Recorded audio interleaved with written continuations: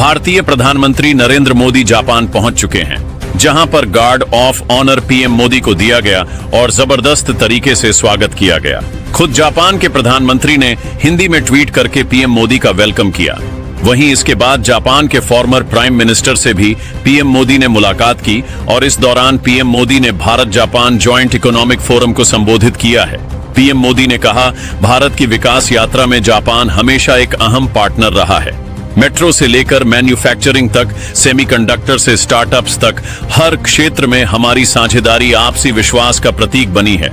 इस विजिट के दौरान क्वाड समिट को लेकर भी चर्चा होने वाली है, क्योंकि जिस तरह से डोनाल्ड ट्रंप हरकतें कर रहे हैं, ऐसे में क्वाड का भविष्य अब अंधकार में दिखाई दे रहा है। इसके अलावा चीन के साथ इस समय भारत और ऑस्ट्रेलिया दोनों ही देश अपने संबंधों को मजबूत करने की तरफ बढ़ रहे हैं, जबकि क्वाड को चीन को ध्यान में रखकर ही बनाया गया था। चलिए अब बात करते हैं जापान के तोहफे के बारे में। दरअसल आज दुनिया भर में टेक्नोलॉजी और मैन्युफैक्चरिंग को लेकर बड़ी हलचल मची हुई है और इसी कड़ी में भारत और जापान एक नया कदम उठाने जा रहे हैं। दोनों देश मिलकर एक ऐसा प्लान बना रहे हैं जिसमें पुराने लेकिन बेहद जरूरी सेमीकंडक्टर और एलसीडी स्क्रीन जैसी टेक्नोलॉजी की प्रोडक्शन इंडिया में शिफ्ट की जाएगी। इसका मतलब यह है कि अब जिन प्रोडक्ट्स को अभी तक चीन में बनाया जाता था, उन्हें धीरे धीरे भारत में तैयार किया जाएगा। असल में यह तकनीकें लेगेसी टेक्नोलॉजीज कहलाती है। यह सबसे नई और एडवांस चिप्स या स्क्रीन नहीं होती, लेकिन इनका इस्तेमाल हमारी रोजमर्रा की जिंदगी के उन उपकरणों में होता है जिनके बिना काम चल ही नहीं सकता। उदाहरण के तौर पर इलेक्ट्रिक वाहनों में वोल्टेज कंट्रोल करने वाली चिप्स, एयर कंडीशनर और फ्रिज की एनर्जी एफिशिएंसी बढ़ाने वाले इन्वर्टर और एलसीडी स्क्रीन जैसी चीजें। यानी यह पुरानी टेक्नोलॉजीज भले ही बहुत हाई एंड न लगे, लेकिन इनकी जरूरत हर जगह है और मार्केट में इनकी डिमांड लगातार बनी रहती है।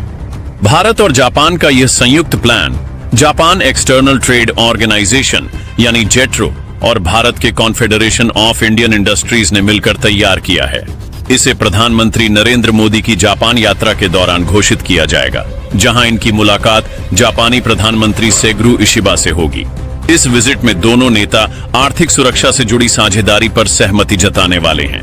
वहीं इस योजना के तहत साफ लिखा गया है कि जिन प्रोडक्ट्स का प्रोडक्शन जापान में अब कम हो रहा है क्योंकि चीनी कंपनियां उन्हें सस्ते दामों पर बना रही है, उन प्रोडक्ट्स का उत्पादन अब भारत में ट्रांसफर किया जाएगा और साथ ही भारत में उनकी प्रोडक्शन क्षमता को बढ़ाया जाएगा। इसका दायरा सिर्फ सेमीकंडक्टर और एलसीडी स्क्रीन तक ही सीमित नहीं है। इसमें सोलर पावर उपकरण, स्टोरेज बैटरी और कंप्रेसर जैसी इंडस्ट्रीज भी शामिल की गई है। भारत इस साझेदारी को लेकर इसलिए भी गंभीर है क्योंकि अभी तक हमारी इलेक्ट्रॉनिक्स इंडस्ट्रीज का बड़ा हिस्सा चीन पर निर्भर करता है। खासकर सेमीकंडक्टर के मामले में हम लगभग पूरी तरह से इंपोर्ट पर टिके हुए हैं। प्रधानमंत्री नरेंद्र मोदी लंबे समय से यह कोशिश कर रहे हैं कि भारत में ही इन क्रिटिकल कंपोनेंट्स का निर्माण हो ताकि देश आत्मनिर्भर बन सके और चीन पर निर्भरता कम हो। दूसरी तरफ जापान का मकसद भी साफ है। जापानी कंपनियों पर सस्ते चीनी प्रोडक्ट्स का दबाव बढ़ता जा रहा है। अगर वे भारत जैसे बड़े और कॉस्ट एफिशिएंट मार्केट के साथ जुड़ते हैं तो न सिर्फ उनकी टेक्नोलॉजीज का इस्तेमाल जारी रहेगा, बल्कि उन्हें नई जान भी मिलेगी। जापान इस पार्टनरशिप को एक तरह से मौका मान रहा है कि पुराने लेकिन जरूरी प्रोडक्ट्स के बाजार में वह अपनी पकड़ बनाए रखें। इस सहयोग के तहत भारत जापान की तरह नए कानून लाएगा जिससे टेक्नोलॉजी लीकेज यानी टेक्नोलॉजी चोरी को रोका जा सके। यह जरूरी है क्योंकि हाईटेक मैन्युफैक्चरिंग में बौद्धिक संपदा यानी इंटेलेक्चुअल प्रॉपर्टी की सुरक्षा सबसे अहम होती है। रिपोर्ट्स के मुताबिक कई जापानी कंपनियां पहले से ही इस योजना के साथ आगे बढ़ रही हैं। एक जापानी बैटरी निर्माता बहुत जल्द किसी भारतीय कंपनी के साथ समझौता करने जा रहा है ताकि दोनों मिलकर यहां बैटरी बना सके। वहीं एक जापानी इलेक्ट्रिकल मशीनरी कंपनी ने तो तमिलनाडु में कंप्रेसर प्लांट का निर्माण भी शुरू कर दिया है। भारत के लिए यह साझेदारी बेहद बड़ा कदम है। यह न सिर्फ मेक इन इंडिया को मजबूती देगा, बल्कि हमें दुनिया के सामने एक विकल्प के रूप में पेश करेगा। चीन लंबे समय से कहता आ रहा है कि उसकी प्राथमिकता अपनी ऊर्जा सुरक्षा है। अमेरिका के टैरिफ और दबाव के बावजूद भारत ने यह साफ कर दिया है कि वह अपने लिए बेहतर विकल्प तलाशने में सक्षम है। रूस से तेल खरीदना और अब यूएई से एलएनजी सुनिश्चित करना इस बात का सबूत है कि भारत के पास भरोसेमंद साझेदारी की कमी नहीं है। इस करार से भारत की ऊर्जा नीति को भी ताकत मिलेगी। सरकार का ध्यान सिर्फ पारंपरिक तेल और गैस पर नहीं है, बल्कि साफ और टिकाऊ विकल्पों पर भी है। एलएनजी को पर्यावरण के लिहाज से बेहतर माना जाता है और यह भारत की बढ़ती जरूरतों को पूरा करने में अहम भूमिका निभाएगा। आने वाले 15 साल तक इसकी लगातार आपूर्ति भारत की ऊर्जा सुरक्षा को स्थिर और मजबूत बनाएगी। ट्रंप प्रशासन के टैरिफ के बीच यह डील अमेरिका के लिए भी एक बड़ा संदेश है। भारत ने दिखा दिया है कि अगर कोई दबाव बनाने की कोशिश करेगा तो वह नए रास्ते तलाश लेगा। ट्रंप के 50% टैरिफ और रूस से तेल खरीद पर अतिरिक्त टैक्स लगाने के बावजूद भारत अपने फैसले पर डटा रहा। यही वजह है कि अब यूएई जैसे देश भारत के साथ खड़े हैं और साझेदारी को आगे बढ़ाने के लिए तैयार हैं। टैरिफ के मुद्दे पर भी UAE, Australia, Japan, France, Germany ये सभी देश भारत के साथ खड़े दिखाई दिए। इसके अलावा रूस और चीन भी भारत के साथ इस मुद्दे पर खड़े हैं और अमेरिका की टैरिफ नीति का विरोध। काफी सारी इंटरेस्टिंग खबरें आने वाली हैं।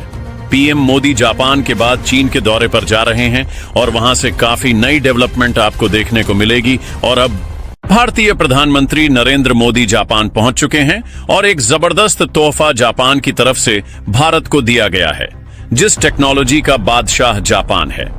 अब वह टेक्नोलॉजी भारत के साथ शेयर करने के लिए जापान तैयार है और चीन के ऊपर से अपनी डिपेंडेंसी जापान खत्म करने जा रहा है। इसके अलावा हमारी दूसरी खबर एनर्जी सेक्टर से आ रही है। अमेरिका और यूरोपीय यूनियन के सैंक्शन की वजह से एनर्जी सेक्टर में इस समय अफरा तफरी मची हुई है और इसी बीच भारत ने यूएई के साथ एक बड़ा समझौता किया है, जो कि भारत की ऊर्जा सुरक्षा को सुनिश्चित करेगा। दोनों खबर काफी इंटरेस्टिंग है, इसीलिए वीडियो को अंत तक जरूर देखिएगा। पहले बात करते हैं जापान की। भारतीय प्रधानमंत्री नरेंद्र मोदी जापान पहुंच चुके हैं, जहां पर guard of honour PM Modi को दिया गया और जबरदस्त तरीके से स्वागत किया गया। खुद जापान के प्रधानमंत्री ने हिंदी में ट्वीट करके पीएम मोदी का वेलकम किया। वहीं इसके बाद जापान के फॉर्मर प्राइम मिनिस्टर से भी पीएम मोदी ने मुलाकात की और इस दौरान पीएम मोदी ने Bharat Japan joint economic forum को संबोधित किया है। पीएम मोदी ने कहा, भारत की विकास यात्रा में जापान हमेशा एक अहम पार्टनर रहा है। मेट्रो से लेकर मैन्युफैक्चरिंग तक, सेमीकंडक्टर से स्टार्टअप्स तक, हर क्षेत्र में हमारी साझेदारी आपसी विश्वास का प्रतीक बनी है।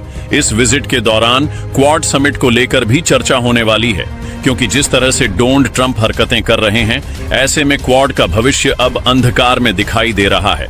इसके अलावा चीन के साथ इस समय भारत और ऑस्ट्रेलिया दोनों ही देश अपने संबंधों को मजबूत करने की तरफ बढ़ रहे हैं, जबकि क्वाड को चीन को ध्यान में रखकर ही बनाया गया था।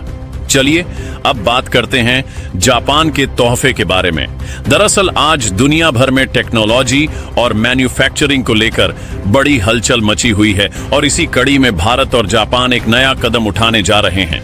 दोनों देश मिलकर एक ऐसा प्लान बना रहे हैं जिसमें पुराने लेकिन बेहद जरूरी सेमीकंडक्टर और एलसीडी स्क्रीन जैसी टेक्नोलॉजी की प्रोडक्शन इंडिया में शिफ्ट की जाएगी। इसका मतलब यह है कि अब जिन प्रोडक्ट्स को अभी तक चीन में बनाया जाता था, उन्हें धीरे धीरे भारत में तैयार किया जाएगा। असल में यह तकनीकें लेगेसी टेक्नोलॉजीज कहलाती हैं। यह सबसे नई और एडवांस चिप्स या स्क्रीन नहीं होती, लेकिन इनका इस्तेमाल हमारी रोजमर्रा की जिंदगी के उन उपकरणों में होता है जिनके बिना काम चल ही नहीं सकता। उदाहरण के तौर पर इलेक्ट्रिक वाहनों में वोल्टेज कंट्रोल करने वाली चिप्स, एयर कंडीशनर और फ्रिज की एनर्जी एफिशिएंसी बढ़ाने वाले इन्वर्टर और एलसीडी स्क्रीन जैसी चीजें। यानी यह पुरानी टेक्नोलॉजीज भले ही बहुत हाई एंड ना लगे, लेकिन इनकी जरूरत हर जगह है और मार्केट में इनकी डिमांड लगातार बनी रहती है। भारत और जापान का यह संयुक्त plan Japan external trade organisation यानी जेट्रो और भारत के कॉन्फेडरेशन ऑफ इंडियन इंडस्ट्रीज ने